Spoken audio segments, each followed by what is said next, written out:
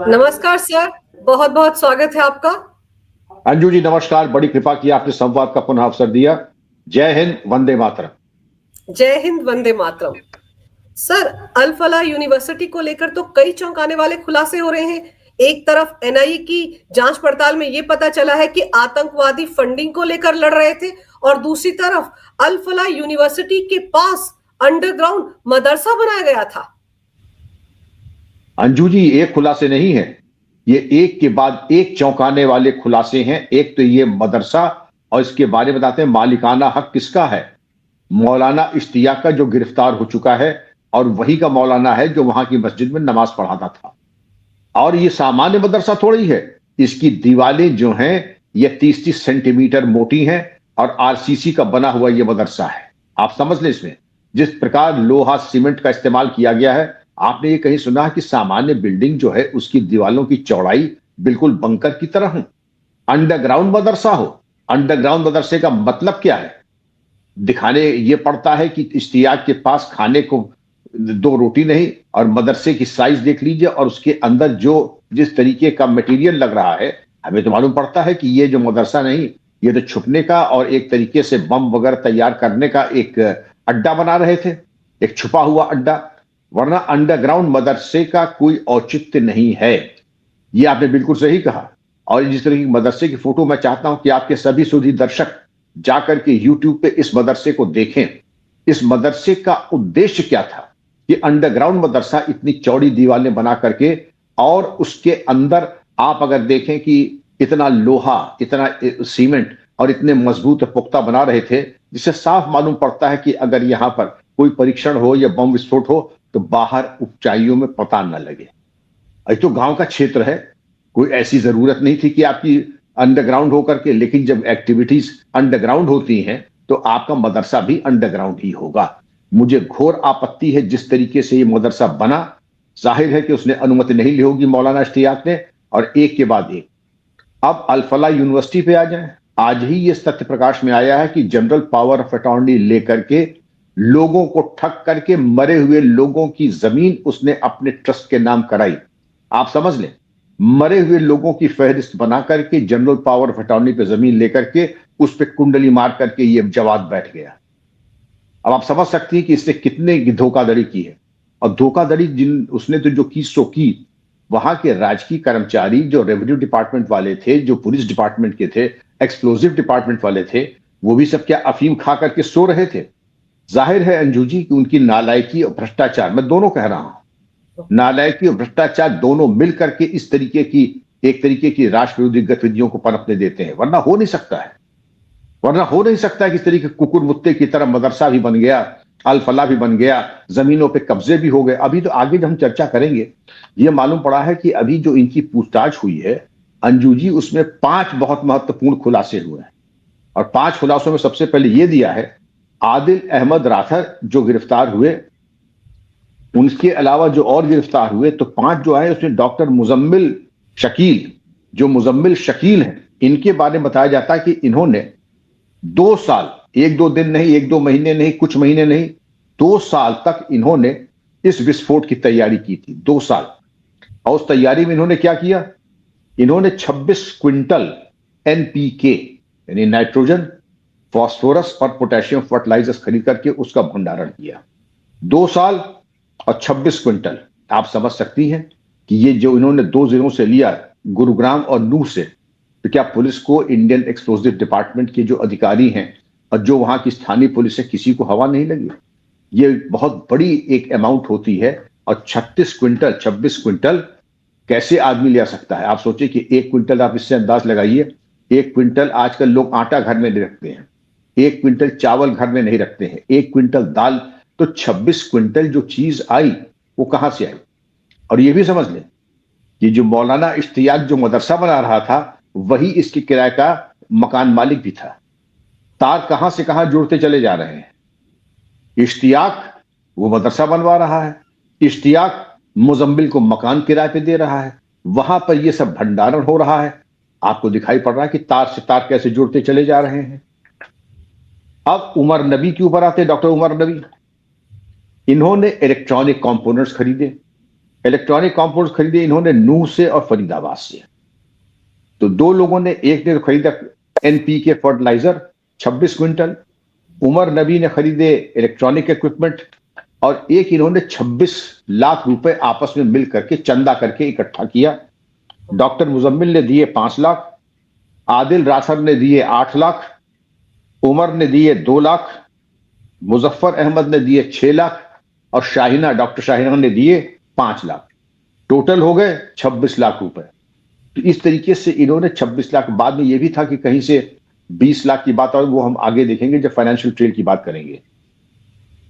दूसरी चीज, उमर नबी ने जो ये तो खरीदा था इलेक्ट्रॉनिक, इसकी हम लोग चर्चा कर चुके हैं। मनी ट्रेड, पैसे की हम बात कर लें तो ये 26 लाख रुपए, बिंदु नंबर 3 ये था कि इसमें इन लोगों ने चंदा करके सेल्फ फंडिंग करके 26 लाख रुपए तैयार किए। और बाद में क्या हुआ कि इनके आपस में हो गई एक विवाद, और विवाद काफी गहरा हो गया। विवाद में क्या हुआ, इसीलिए जो विस्फोट हुआ वो काफी विलंब से हुआ, क्योंकि ये विवाद बीच में आ गया था। और विवाद में इसमें यह हुआ था कि डॉक्टर उमर और मुजम्मिल, उनके बीच में जो मतभेद हुआ, मुजम्मिल चाहते थे कि उनके पास या तो आईईडी की, इलेक्ट्रॉनिक की, बॉम्ब्स की कस्टडी मिल जाए, कि उसका रखरखाव उनके पास हो, और या फिर उनको उनके दिए हुए पैसे वापस हो जाएं। आपको याद होगा कि मुजम्मिल ने 5 लाख रुपए दिए थे, लेकिन जो ये समूह था, इन्होंने कहा कि ठीक है, तुम बम के जो है और आईईडी ये तुम अपने पास रखो, पैसे वापस नहीं होंगे। और एक सिग्नल ग्रुप तैयार किया इन्हीं लोगों ने आपस में, और काफी विचार विमर्श और ब्रेनस्टॉर्मिंग की, लेकिन विवाद जब नहीं सुलझा तब यह तय हुआ कि मुजम्मिल ये एक्सप्लोजिव्स अपने पास रखें, पैसे वापस नहीं होंगे। लेकिन सिग्नल ग्रुप में यह भी बात प्रकाश में आई कि आखिर इन पैसों का हेरफेर तो नहीं हुआ है, क्योंकि डॉक्टर शाहिना की गाड़ी से जो AK-47 बरामद हुई, बेरेटा पिस्टल कारतूस बरामद हुए, तो ये भी चीज तभी प्रकाश में उनके with in the group I. NIA को तो बाद में आई, लेकिन इस ग्रुप को प्रकाश में आई। और यह भी पता लगा कि मुजम्मिल ने फिर 6.5 लाख रुपए में एक AK-47 कुछ हैंडलर से खरीदी, और उन हैंडलर्स का नाम भी मुजम्मिल ने एनआईए को डिस्क्लोज किया है। आपका तलाश जारी है, लेकिन इतना ताना बाना आपके सामने, इतनी प्रोग्रेस इन्वेस्टिगेशन में हो चुकी है। जी, पर सर, ताज्जुब की बात यह है कि एनसीआर के इलाके में अंडरग्राउंड मदरसा बन रहा है, अल फलाह यूनिवर्सिटी से 900 मीटर की दूरी पर, और जिस तरीके से बनाया जा रहा है, कहा जा रहा है कि सिर्फ 3 फीट का हिस्सा ही ऊपर दिख रहा था। सर, प्रशासन को कहीं कानो कान खबर नहीं हुई कि ये सब क्या हो रहा है? और फिर तो सर मदरसा ही बोला जाएगा इस अल फलाह यूनिवर्सिटी को। शुरुआत से कहा जा रहा है यूनिवर्सिटी तो बस दिखावे के लिए थी, है तो ये मदरसा ही। और फिर इसीलिए योगी सरकार जो है वो उत्तर प्रदेश के मदरसों पर अब और नकेल कस रही है, क्योंकि 8 जिलों के मदरसों की पूरी लिस्ट मांगी गई है एटीएस द्वारा कि यहाँ पर क्या होता है, कौन पढ़ाता है, कहाँ के स्टूडेंट्स यहाँ पढ़ने आते हैं और क्या पढ़ाया जाता है यहाँ पर। ये तो मदरसे ही सब चीजों की जड़ हुए ना सर फिर तो। अंजू जी, ये एटीएस ने पहले कर लिया था। ये तो जो अल फलाह वाली मौलाना इश्तियाक का मदरसा, जिसके बारे में आप भी स्तब्ध हैं, हम भी स्तब्ध हैं, वो तो प्रकाश में 2 दिन पहले आया है। एटीएस ने जो कार्रवाई की वो पहले ही कर दी थी, क्योंकि अगर आप ये देखें कि ऐसे मदरसे में तुम क्या चीज, गोपनीय चीज सिखा रहे हो, गुप्त चीज सिखा रहे हो, कि जमीन से केवल इतना ही पोर्शन 3 फुट ऊपर दिखाई पड़ रहा है, बाकी सब अंडरग्राउंड। ऐसा तो मदरसा हम समझते हैं कि विश्व में इकलौता मदरसा होगा अल फलाह यूनिवर्सिटी से सटा हुआ, यानी 1 किलोमीटर की रेडियस के अंदर 900 मीटर की दूरी पर। मौलाना इश्तियाक की इतनी हैसियत नहीं थी, ये उनकी चरमपंथी गतिविधियों को, और अल फलाह मदरसा नहीं है, ये चरमपंथियों का लॉन्च पैड है। मैं इसको मदरसा से भी 1 डिग्री आगे कह रहा हूं। मदरसा केवल अगर होता तो मैं और कुछ टिप्पणी नहीं करता। अल फलाह की सारी गतिविधियां राष्ट्र विरोधी, देश विरोधी, समाज विरोधी हत्यारों की जमावड़े को एक मौका दिया इन्होंने। जो कहीं भी फिट न बैठे हिंदुस्तान में, उसको आपने मौका दिया है। वो चाहे डॉक्टर हसन हो, कश्मीर से जो बर्खास्त हुए थे पिछले वर्ष 23 अक्टूबर को राष्ट्र विरोधी गतिविधियों में, अनुच्छेद 311 यानी कॉन्स्टिट्यूशन के उस प्राविधान के अंतर्गत जिसमें जांच की जरूरत नहीं है, वैसे ही बर्खास्त कर दिए, वो भी अल फलाह गए। अल फलाह वो अड्डा हो गया। डॉक्टर शाहिना कहां लखनऊ से चली और आकर के टपक गई यहां अल फलाह में आकर के, और यहां करके रेडिकलाइजेशन। अल फलाह में मस्जिद बन रही है अहले हदीस की, और इसके अलावा आपके तमाम ये जो है इज्तिमा वगैरह हो रहे हैं, तो पूरी एक्टिविटीज आपकी बहुत ही संदिग्ध और इसके ऊपर निगरानी पुलिस ने क्यों नहीं की अंजू जी? ये चीज बहुत ही चौंकाने वाली है और मैं समझता हूं कि अल-फला को लेकर के एक श्वेत पत्र सरकार तैयार करे, जो जो चूकें हुई हैं उसको उजागर करें। मदरसा कैसे बन गया, दुनिया के सजा याफ्ता डॉक्टर यहां कैसे आ गए, 26 क्विंटल विस्फोटक कैसे आ गए, विस्फोटक जो आए सो आए, स्वचालित हथियार कैसे आ गए, और इस तरीके की चरमपंथी गतिविधियां होती रही। और सीमा पार से जो इनका कम्युनिकेशन हो रहा था, रेडिकलाइजेशन हो रहा था, उसके बारे में क्या करेंगे? और तबलीगी जमात का आकर के आसपास के इलाके में जाकर के जो फिजा को है चौपट किया, उसके बारे में क्यों नहीं कार्रवाई हुई? ये तो कुछ चीजें हमने आपके सामने 5 मिनट में बताई हैं, लेकिन जो लोकल पुलिस है जब जाके एक एक आदमी का एमआरआई और सीटी स्कैन करेगी, बैकग्राउंड चेक करेगी। अच्छा, मौलाना इश्तियाक है, उसने तो जरूरी नहीं समझा कि किसी का हम बैकग्राउंड चेक करें, आइडेंटिटी चेक करें, क्योंकि चोर चोर मौसेरे भाई, तो एक मौसेरे भाई दूसरे मौसेरे भाई की क्या चेकिंग करेगा? और फिर सर ये जो डॉक्टर शाहीन है जो अल-फला यूनिवर्सिटी में आ गई, आप सोचिए ये तो वहां की छात्राओं की जो एमबीबीएस करने के लिए वहां आ रही थी, उनकी एक लिस्ट तैयार कर रही थी, यानी कि वहीं पर बैठकर वो वहां पर महिला ब्रिगेड तैयार कर रही थी। ये तो डॉक्टर शाहीना को जैश ए मोहम्मद ने हिंदुस्तान की जो मोमिना संगठन है उसकी अध्यक्षा बनाया था, उसका हेड बनाया था, तो इसी में थी ही। आपको यह भी याद हो कि मैंने पिछले शो में आपसे निवेदन किया था कि डॉक्टर शाहीना उनके पहनने, उनके पहनाव और उनके रीति रिवाज के ऊपर में रोक टोक करती थी कि तुम ऐसे कपड़े पहनो, हिजाब पहनो, बुर्का पहनो, ये पहनो, वो पहनो। जबकि मेडिकल कॉलेज में अगर गई हैं, आप मेडिकल की पढ़ाई की बात करें और पहनाव ओढ़ा के बारे में, ये काम आपका नहीं है। कर रही थी तो ये भी पुलिस वालों को समझ लेना चाहिए था और इनको ले जाते, इनको डी रेडिकलाइज कराते ऐसे लोगों को, इनकी अवांछनीय गतिविधियां। लेकिन इसी के साथ साथ अंजू जी अगर आगे बढ़े, जब तार से तार जुड़ता चला गया तो एक आदमी कश्मीर पुलिस ने पकड़ा है, एनआईए ने नहीं। ये जो पकड़ा है, जब एक्सपैंड हुआ ये प्रोब, तो नियाज भट्ट करके एक एसी मिस्त्री है सेकंड पास, उसको भी जैश ए मोहम्मद का एक्टिविस्ट होने के आरोप में कश्मीर पुलिस ने पकड़ा है। उससे भी पूछताछ बृहद चल रही है और सिस्टर एजेंसीज इंक्लूडिंग एनआईए भी इनसे वार्तालाप कर रहे हैं। तो तमाम चीजें सामने खुल करके आ रही हैं और इसमें जो खुलासे हो रहे हैं, अब हम आ जाते हैं दोबारा इसके ऊपर कि एनआईए के हमारे डॉक्टर साहब आदिल अहमद राठर, इनको सहारनपुर ले गई है एनआईए और शाहीना को हमने बताया था कि ले गई लखनऊ कानपुर। वहां पे जो जो इनके संपर्क सूत्र थे, दोनों जगह कहां कहां ये लोग रहे, किनसे मिलते थे, कहां कहां जाते थे, किन जगहों पे इनका उठना बैठना था, इनकी मित्र मंडली कौन थी, और एक तरीके से पूरे सीन को रिकंस्ट्रक्ट करने के उद्देश्य से शाहीना को ले गए लखनऊ और कानपुर और राठर को ले गए सहारनपुर। अब वहां पर यही कि कैसे वहां पर जाके इन्होंने अपने को एस्टैब्लिश किया। एस्टैब्लिश करने के बाद कार्रवाई की। एनआईए को यह पता लगा कि डॉक्टर आदिल अहमद राठर ने अपनी पूरी व्हाट्सएप चैट डिलीट कर दी थी, क्योंकि उसमें जाहिर है कि बातें आपत्तिजनक होंगी, राष्ट्र विरोधी होंगी। डॉक्टर राठर इस खुशफहमी में थे क्योंकि मूर्खों के कोई सींग पर थोड़ी होते हैं, वो समझे कि हम डिलीट कर देंगे और हम बच जाएंगे।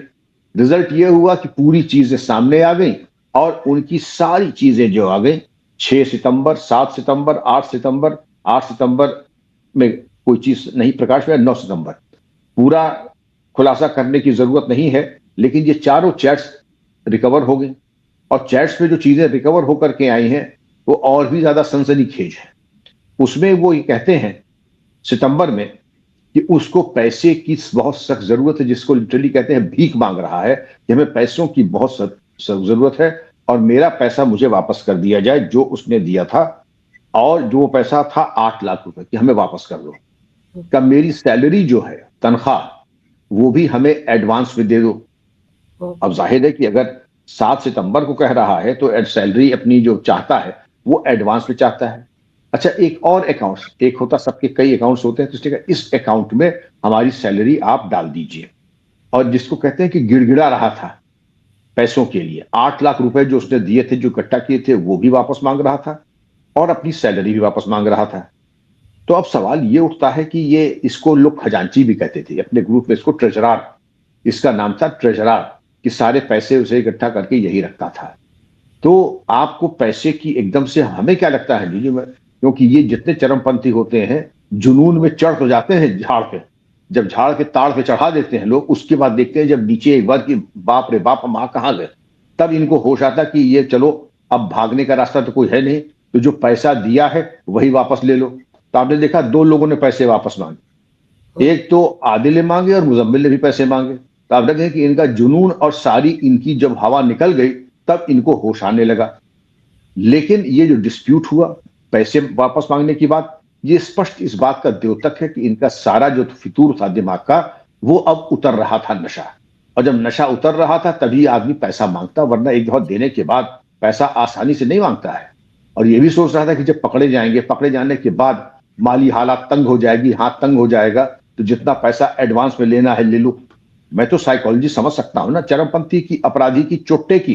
तो चोट्टे का ये होता है कि जब पुलिस 50 लठ मार के जब भेज देगी जेल, दाने दाने के मोहताज हो जाएंगे, तो जो पैसा हम ले सकते हैं, जो दिया है वो वापस ले लो, तनख्वाह एडवांस में ले लो। तो इसी तरीके से पैसा उगा रहा था। लेकिन उल्लेखनीय यह है कि 20 लाख रुपए हवाला से भी इसके पास आए थे। जेईएम जो कि जैश ए मोहम्मद ने बताया था कि 20 लाख रुपए का जो लेन देन था वो भी इसी के जरिए हुआ था। तो अब ये चीजें जांच करने वाली हैं कि ये फाइनेंशियल ट्रेल की बात आई थी। सर, अल्फला यूनिवर्सिटी में भी तो 413 करोड़ के फंड की हेराफेरी हुई है, तो वो फंड भी कहां से आ रहा था, कहां से ये पैसा इकट्ठा कर रहे थे? और सर, जब इतने बड़े पैमाने पर अल्फला यूनिवर्सिटी के डॉक्टर्स जिहादी बने हुए थे, तो फिर तो पूरे की पूरी वो दाल जो काली हुई ना, वहां हर एक जिहादी था। जो वहां का और स्टाफ है सर, उसको भी तो इससे अलग नहीं माना जा सकता ना। कैसे किसी को पता नहीं था सर कि ये सब कुछ इकट्ठा करके अपने हॉस्टल के कमरे में रख रहे हैं, बाहर किराए पे मकान ले रखे वहां पर रख रहे हैं? अंजू जी, हॉस्टल के कमरे में डीप फ्रीज लगा रखा था। हाँ। आपने भी बहुत हॉस्टल देखे थे, हमने भी देखे, डीप फ्रीज तो मैंने आज तक सुना नहीं है, यही लगा। 413 करोड़ की हेरा फेरी हो रही है। आप इसको दाल भी कहिए, दाल वाल कुछ नहीं है, यह है सड़े हुए नाले का सड़ा हुआ पानी। ये पूरी तरीके से दुर्गंध युक्त है, और इसकी दुर्गंध तो मीलों मीलों तक जाती थी, लेकिन पड़ोस के पुलिस स्टेशन में, पड़ोस के डिस्ट्रिक्ट हेडक्वार्टर्स में नहीं गई, पड़ोस के जो अधिकारी हैं उनके नाक और कान तक नहीं गई। ये चीज अचंभे वाली है। मैं समझता हूं कि जो जांच हो ये 413 करोड़ की, जो जमीन इसने हथियाई मरे हुए लोगों का जनरल पावर हटाने लेकर के, जो इसने नाजायज एक मदरसा बनाया अंडरग्राउंड, उसके बारे में जो अधिकारी संलिप्त हैं उनको भी, जो आपराधिक षड्यंत्र होता है उसकी धारा लगा करके उन अधिकारियों को भी इन्हीं के साथ जेल में भेजें। और दोनों जब एक ही जेल में रहेंगे तो आपस में सर फुटअव्वल होगी, दोनों एक दूसरे के प्राण के प्यासे हो जाएंगे और एक दूसरे की हत्या कर देंगे वही जेल के अंदर। मुझे साफ इनका भविष्य दिखाई पड़ रहा है। इनको अलग ना रखें, इनको एक साथ रखें, जिससे कि वहीं पर जूतम पैजार हो, जूतम पैजार में ये एक दूसरे को निपटा दें, एक दूसरे का अंग भंग करें। क्योंकि अक्सर मैंने देखा कि जब 4 चोट्टे एक साथ जेल में रहते हैं, जो एक साथ पहले गिरोह में थे, जो बड़ी कस्में खाते थे एकता की, जब जेल में रहते हैं तो बड़ी सरफुटअव्वल होती है, और जेल के अंदर के जो बर्तन होते हैं उसी से एक दूसरे के ऊपर आक्रमण होता है, उसी के हथियार बना करके उसी से एक दूसरे पर वार किए जाते हैं। मैं नहीं चाहता हूं कि यह सब हो, मानवाधिकार का संरक्षण सबका होना चाहिए, लेकिन इनका अंधकारमय भविष्य मुझे साफ आज भी दिख रहा है। ये होके रहेगा, आप देख लीजिएगा। सर, जो मदरसे हैं सर, हमने कितनी बार ऐसे प्रोग्राम किए जिनमें मदरसों में नोट छापने की मशीनें मिली, 20 लाख के नकली नोट मध्य प्रदेश के मदरसे में मिले, अवैध हथियारों की फैक्ट्रियां उत्तर प्रदेश में मदरसों में मिली। तो सर, मदरसे एक तरह से क्या जिहादीपन की, कट्टरपंथी होने की, या ये जो रेडिकलाइजेशन है इसकी जड़ मानी जाती है? इसलिए मदरसों पर तो बहुत पैनी नजर रखने की जरूरत है। अब तो अल-फलाह की बगल में भी मदरसा ही निकला है ना। पहले तो ये देख लीजिए कि मदरसों के बारे में एक गहन चिंतन और एक राष्ट्रीय नीति की आवश्यकता है। पाकिस्तान ने मदरसों को सेकंड लाइन ऑफ डिफेंस बना लिया है, यानी पाकिस्तान की फौज के बाद पाकिस्तान के मदरसे जो है वो सेकंड लाइन ऑफ डिफेंस है, क्योंकि उनको बिल्कुल पूरी तरीके से माइंड की वायरिंग जिहादी की तरफ तैयार की गई है कि तुम जिहाद के लिए मरने मिटने के लिए तैयार रहो। और पाकिस्तान के मदरसे का जो मॉडल है, मुझे शक है कि वही मॉडल, क्योंकि जो वहां के आका हमें समझाते हैं वही समझ रहे हैं। प्रयागराज के 2 मदरसों से नकली नोट छापने की आपको मशीनें मिली हैं। लखनऊ के मदरसों से ISIS के एक्टिविस्ट पकड़े गए हैं। इसके अलावा कई मदरसों से आपत्तिजनक हथियार आदि मिले हैं, बरामद हुए हैं। तो क्या ये वक्त नहीं आ गया है कि प्रत्येक मदरसे के ऊपर, प्रत्येक इस तरीके के इंस्टीट्यूशन के ऊपर, और अंडरग्राउंड मदरसा अगर मिल रहा है तो हर मदरसे के ऊपर निगरानी परम आवश्यक है और उसको सीसीटीवी की बिल्कुल उसमें आना चाहिए और कोई भी ऐसी गतिविधि न हो जो कि समाज विरोधी और राष्ट्र विरोधी हो। और अगर इस तरह का पठन पाठन और कार्यक्रम हो रहा है तो उसके ऊपर सरकार को नजर रखने की जरूरत है, वरना हम एक तरीके से इस तरीके के धतूरे के बीज उगाने की कोशिश कर रहे हैं। इस तरीके के आपत्तिजनक अगर गतिविधियां कहीं भी हो रही हो वो अत्यंत आपत्तिजनक है और इस पर कार्रवाई होनी ही चाहिए। आपने बिल्कुल सही कहा।